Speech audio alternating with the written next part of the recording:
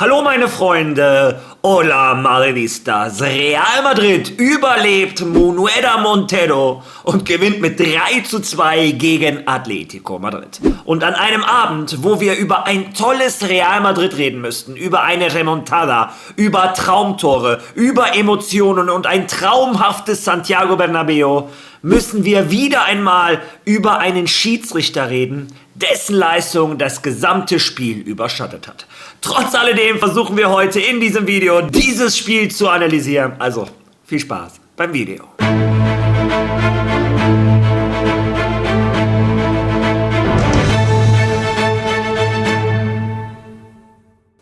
Ja, ganz ehrlich, eigentlich sollte ich hier mit einem riesigen Grinsen sitzen. Ich sollte stolz sein auf Real Madrid. Der Aufwärtstrend der letzten 2 Wochen war anscheinend kein Strohfeuer. Real Madrid lebt wieder, Real Madrid macht Spaß, Real Madrid läuft, vermittelt Emotionen.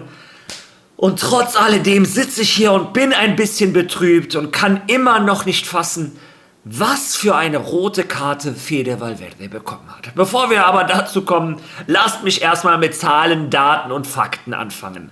Real Madrid gewinnt 3:2 gegen Atletico Madrid und verkürzt den Abstand auf den FC Barcelona auf 4 Punkte.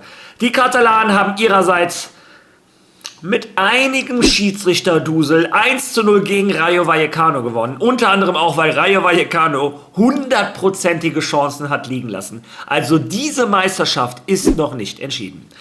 Wir schauen uns die Aufstellung an, für die sich Álvaro Arbeloa entschieden hat. Und es ist im Prinzip die Aufstellung, die ich euch am Morgen vorgeschlagen habe. Die einzigen Änderungen waren die Außenverteidiger.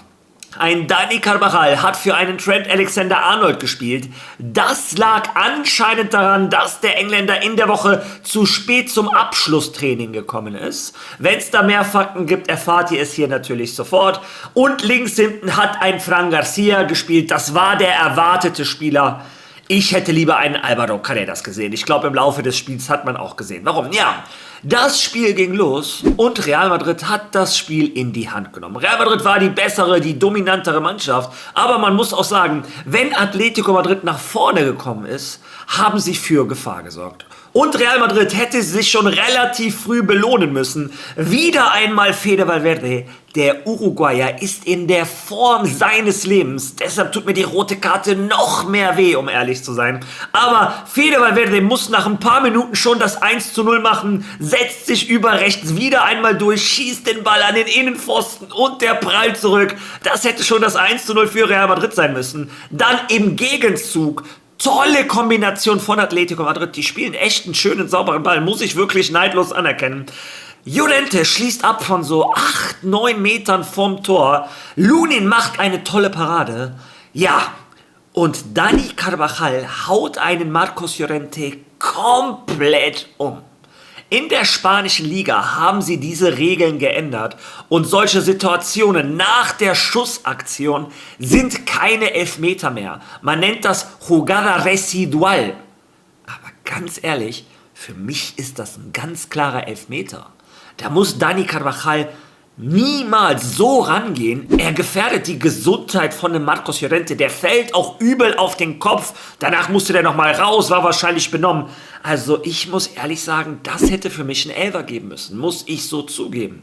Naja, wie dem auch sei, das Spiel geht weiter. Real Madrid weiter dominant. Arda Güler mit so einem halben Seitfallzieher. Der Ball geht so ein Stück am Pfosten vorbei. Real Madrid war, wie gesagt, die bessere Mannschaft. Es war drauf und dran, dass Real Madrid die Führung macht.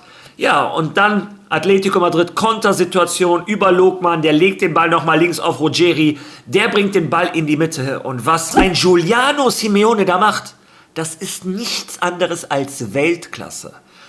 Rennt nach vorne, überholt einen Dienhausen, legt den Ball mit der Hacke zurück auf den Lokman. Ja, tolles Tor von Atletico Madrid. Ein Lunin kann da nichts machen. Und ich muss ehrlich sagen, ihr könnt euch meinen Livestream von gestern anschauen. Übrigens, danke, wir waren über 1000 Leute wieder einmal. Ihr seid der absolute Wahnsinn, was da abging. Aber wie dem auch sei, trotz des 0:1 war ich nicht traurig oder wütend oder was auch immer. Ich fand es unfair, aber ich war zufrieden mit der Leistung von Real Madrid und habe auch gesagt, Das ist nicht das Real Madrid von vor 2 Wochen, wo man gegen Getafe ein Tor kassiert hat und wusste, Real Madrid holt das hier nicht auf. Ich habe gesagt, wir drehen das noch. Ich hatte ein Selbstvertrauen an diese Mannschaft, weil die einen guten Ball gespielt haben. Ja, und die Mannschaft hat mir recht gegeben, kommt aus der Kabine. Brahim Diaz setzt sich über rechts durch, wird ganz klar gefoult. Und dass dieser Elfmeter glasklar war, das sieht man schon an der Reaktion von Hanko, derjenige, der den Elfmeter macht. Wenn der vom Tatort weggeht, ohne zu meckern, Kopf runter, dann weißt du schon, das ist ein ganz klarer Elfmeter. Und Vini Junior packt sich den Ball. Viele Madridistas waren zu Hause und haben gesagt, nein, nicht Vini Junior. Aber der Brasilianer hat die Nerven behalten. Wieder ein klarer, strikter Elfmeter ohne diesen Juninho-Sprung.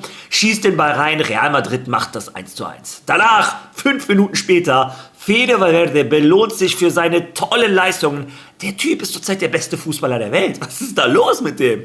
Holt sich den Ball nach einem Abwehrfehler von Atletico Madrid und so wie Fede Valverde drauf ist, mit dem Außenriss natürlich ins lange Eck, 2:1 für Real Madrid und das Ergebnis war zu dem Zeitpunkt gerecht. Real Madrid hat sich diese Führung verdient. Wir hatten die Remontada. Real Madrid war auch weiterhin die bessere Mannschaft. Atletico Madrid hat aber gestern Traumtortag gehabt. Molina, der rechte Verteidiger, der letzte Woche gegen Getafe schon ein absolutes, krankes Traumtor gemacht hat. Keiner hat darüber geredet, weil alle über das Tor von Arda Güler geredet haben. Aber schaut euch das Tor von Molina gegen Getafe an, ihr werdet es nicht bereuen. Ja, und der packt gestern wieder den Huf aus und scheppert den Ball in den linken Winkel. Nein, auch ein Thibaut Courtois hätte diesen Ball nicht gehalten. Ein Courtois und ein Lunin zusammen hätten diesen Ball nicht gehalten. Absolutes Traumtor. Ja, und Atletico Madrid aus dem Nichts machen die den Ausgleich. Trotz alledem, Real Madrid hat sich nicht entmutigen lassen, weiter Fußball gespielt. Fran Garcia schnappt sich den Ball links, macht Fran Garcia Sachen, nämlich Chaos, rennt mit dem Ball in die Mitte. Ich habe 15 Mal geschrien, spiel doch endlich ab. Irgendwie kommt der Ball zu Trent Alexander-Arnold. Der Engländer, der wahrscheinlich sehr sauer ist, dass er nicht mit England reisen darf, packt sich den Ball, rennt 30, 40 Meter mit dem Ball, findet links einen Vini Junior, der in der ersten Halbzeit unterirdisch war. In der zweiten Halbzeit nach dem Elfmeter schnappt er sich da den Ball, zieht in die Mitte, staubtrocken rechts unten ins Eck, 3:2 für Real Madrid. Und das Spiel, wie gesagt, das war für den neutralen Fan, aber auch für den Madridista, das war ein Feuerwerk. Das war begeistert. Das hat Spaß gemacht. Es ging hin und her. Trotzdem hatte Madrid das Kommando. Ja, und Manuela Montero entscheidet sich in der 78. Minute, glaube ich, das Spiel zu zerstören. Und das Schlimme an allem, ich habe nicht das Gefühl gehabt, dass der Real Madrid benachteiligen wollte. Im Gegenteil, ich fand ihn in den ersten 77 Minuten richtig gut. Der hat rechts und links laufen lassen. Also der hat jetzt hier nicht jede Entscheidung für Madrid getroffen. Nein, der hat durchlaufen lassen für Atletico, der hat durchlaufen lassen für Real Madrid. Ich fand ihn einen fairen Schiedsrichter. Deshalb weiß ich nicht, ob das an der Qualität liegt, ob er einen Blackout hatte. Ja, oder ob das Messi-Poster in seinem Garten zu teuer war und er auf rote Karte für Madrid getippt hat. Aber ja, also die rote Karte an Fede Valverde. Ich glaube, jeder, der mal Fußball gespielt hat, jeder, der mal Fußball gesehen hat, das ist ein absoluter Witz, das ist ein Skandal. Und genauso ein großer Skandal ist, dass sich das VAR nicht meldet.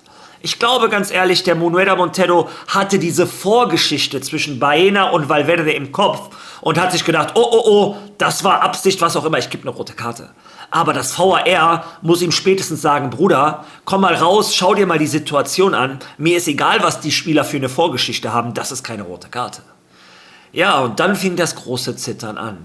Atletico mit 11-10 hat geflankt etc. Real Madrid mit Mann und Mäuschen im 16er. André Lunin hat 2, 3 gute Aktionen gehabt. Einmal einen schweren Ball festgehalten. Einmal von Sörloth einen Kopfball auch festgehalten. Also André Lunin hat mir Zuversicht vermittelt für den Rest der Saison, wo wir auf Courtois verzichten müssen. Ja, und hat den verdienten Sieg festgehalten. Im Großen und Ganzen sollten wir Madridistas sehr zufrieden sein mit der Leistung der Mannschaft. Ich bin auch zufrieden mit der Auswahl, die ihn Arbeloa getroffen hat. Wir müssen Arbeloa seinen Hack geben, wir müssen ihm seine Props geben. Der hat in ein totes Real Madrid wieder Leben eingehaucht und gute Nachrichten für den Madridismo. Bellingham stand wieder auf dem Platz, Mbappé stand wieder auf dem Platz. beide keine gute Leistung gebracht, aber nach so vielen Wochen Verletzungen ist es wichtig, dass sie wieder das Gefühl für den Rasen bekommen. Ja, das war im Endeffekt die Zusammenfassung des Spiels und bevor ich mich verabschiede, kommen wir zu der Einzelleistung der Spieler.